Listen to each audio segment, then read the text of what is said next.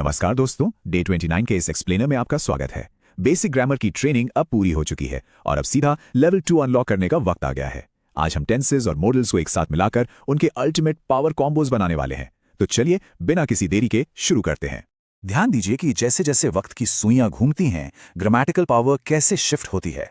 जो चीजें बीते हुए कल में यानी पास्ट में हो सकती थीं, वहां से लेके जो आज प्रेजेंट में हो सकती हैं और जो कल फ्यूचर में हो पाएंगी, इन तीनों सिचुएशंस में टाइम के हिसाब से सेंटेंस की पूरी ताकत बिल्कुल बदल जाती है। आज के इस मिशन को हमने 4 मेन हिस्सों में बांटा है: present power, past rewind, future forward और आखिर में हमारा जबरदस्त बॉस लेवल क्विज। तो चलिए सबसे पहले बात करते हैं प्रेजेंट पावर की, यानी उन एक्शंस की जो बिल्कुल राइट नाउ चल रहे हैं। प्रेजेंट में किसी की एबिलिटी, कोई सलाह या नेसेसिटी को बताने का फॉर्मूला काफी सीधा है। बस सब्जेक्ट के बाद कैन, शुड या मस्ट लगाना है और उसके साथ जोड़ना है V1 यानी वर्ब का बेस फॉर्म। बड़ा सिंपल सा रूल है ना।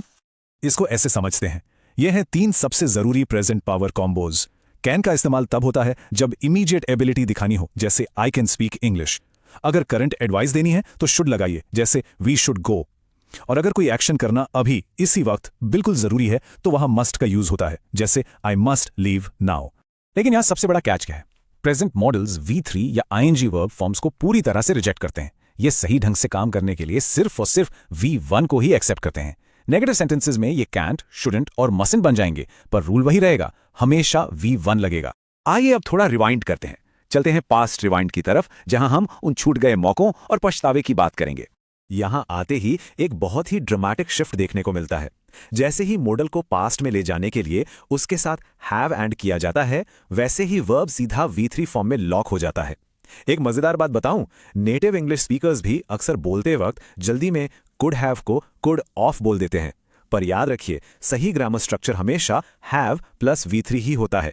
ये नए फॉर्मूलाज ये एक्सप्रेस करने में मदद करते हैं कि पास्ट में क्या पॉसिबल था लेकिन अब नहीं है। सिर्फ कुड लगाने का मतलब है पास्ट की कोई नॉर्मल एबिलिटी, पर अगर हम कहें कुड हैव प्लस V3 तो वो एक मिस्ड चांस दिखाता है, जैसे आई कुड हैव पास्ट, यानी पास्ट में पास हो सकते थे पर हुए नहीं। वहीं अगर शुड हैव प्लस V3 का यूज करें तो वो डीप रिग्रेट दिखाता है कि कोई काम पक्का होना चाहिए था पर बिल्कुल नहीं हुआ। थोड़ा और एडवांस्ड एनालिसिस देखते हैं। ये स्पेसिफिक कॉम्बिनेशंस तय करते हैं कि पास्ट का कोई इवेंट कितना पक्का था। अगर पास्ट के बारे में 90% सर्टेनिटी है तो वहां मस्ट हैव लगता है। अगर 0% चांस है कि वो हुआ होगा तो कैंट हैव।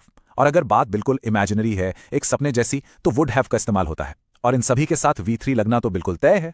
तो एक एब्सोल्यूट गोल्डन रूल हमेशा याद रखना है, पास्ट के इन छूट गए मौकों के लिए सेंटेंस को सिक्योर करने का काम सिर्फ और सिर्फ V3 करता है, V1 नहीं। कुड हैव के बाद कभी भी बेस वर्ब का इस्तेमाल करना पूरी तरह से गलत है। पास्ट को समझ लिया तो अब टाइम है आगे बढ़ने का। चलते हैं फ्यूचर फॉरवर्ड पर, कल के नए पोटेंशियल की तरफ। आने वाले कल के लिए एबिलिटी या नेसेसिटी को प्रोजेक्ट करना हो तो ये फॉर्मूला पास्ट के B3 को वहीं छोड़ देता है और वापस V1 यानी बेस वर्ब को ले आता है। बस इस बार एक बहुत ही पावरफुल वर्ड इसके साथ जुड़ता है और वो है विल। ये देखना बड़ा दिलचस्प है कि आगे की तरफ देखते वक्त प्रेजेंट का कैन फ्यूचर में बदलकर विल बी एबल टू बन जाता है। ठीक वैसे ही प्रेजेंट का मस्ट आने वाले कल के लिए विल हैव टू में ट्रांसफॉर्म हो जाता है और किसी सिंपल डायरेक्ट फ्यूचर एक्शन के लिए सिर्फ विल के साथ V1 लगाया जाता है। यहां आपके लिए एक जरूरी ग्रामेटिकल चीट कोड है जो काफी काम आ सकता है। वर्ड्स जैसे शुड, मे और माइट फ्यूचर के लिए एडवाइस देते वक्त या पॉसिबिलिटी बताते वक्त अपना फॉर्म बिल्कुल नहीं बदलते, वो एकदम वैसे के वैसे ही यूज होते हैं। तो लीजिए, सारे जरूरी फॉर्मूलाज अब अनलॉक हो चुके हैं। अब वक्त है इस नॉलेज को अल्टीमेट टेस्ट करने का हमारे बॉस लेवल क्विज में।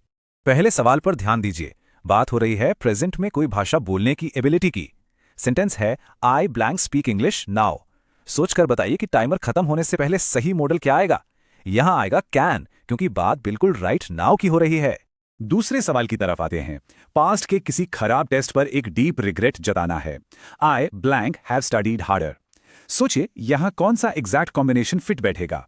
बिल्कुल सही जवाब है शुड, जो हैव के साथ मिलकर पास्ट रिग्रेट बनाता है। I should have studied harder. तीसरा सवाल हमारा फोकस आने वाले कल की तरफ शिफ्ट करता है। सेंटेंस है I blank be able to drive tomorrow. Future में गाड़ी चलाने की एबिलिटी को सिक्योर करने के लिए कौन सा वर्ड मिस हो रहा है? जी हां, यहां आएगा विल। चौथा सवाल, अगर सुबह जमीन गीली है और इस बात की 90% सर्टेनिटी है कि पिछली रात क्या हुआ होगा, तो it blank have rain last night में खाली जगह पर कौन सा पास्ट मॉडल आएगा? यहां मस्ट लगेगा, क्योंकि यह स्ट्रॉन्ग सर्टेनिटी दिखाता है। और अब हमारा आखिरी सवाल ये दिखाने के लिए कि अभी इसी पल यहां से निकलना बिल्कुल मैंडेटरी और जरूरी है। सबसे स्ट्रॉन्ग प्रेजेंट मॉडल कौन सा होगा? आई ब्लैंक लीव नाउ। सही जवाब है मस्ट। बेहतरीन। इन 5 सवालों के साथ ही तीनों टाइमलाइंस ऑफिशियली सिक्योर हो चुकी हैं और लेवल 2 के टेंस और मॉडल कॉम्बिनेशंस पूरी तरह अनलॉक हो गए हैं। अब पास्ट, प्रेजेंट और फ्यूचर हर टाइम जोन में इनका इस्तेमाल बिल्कुल क्लियर हो जाना चाहिए। इसके बाद एक बड़ा डे 30 मेगा रिवीजन आने वाला है, जिसमें हमने अब तक जो भी सीखा है सब कवर होगा। पर उसके लिए गियर अप करने से पहले इस फाइनल चैलेंज का जवाब नीचे कमेंट्स में जरूर ड्रॉप कीजिए। सेंटेंस है आई ब्लैंक इंग्लिश टुमारो। आज की इस मास्टरी के बाद क्या ये पावर कॉम्बोज अब आसान लगने लगे हैं? प्रैक्टिस लगातार करते रहिए। जल्दी ही मिलते हैं अगले एक्सप्लेनर में।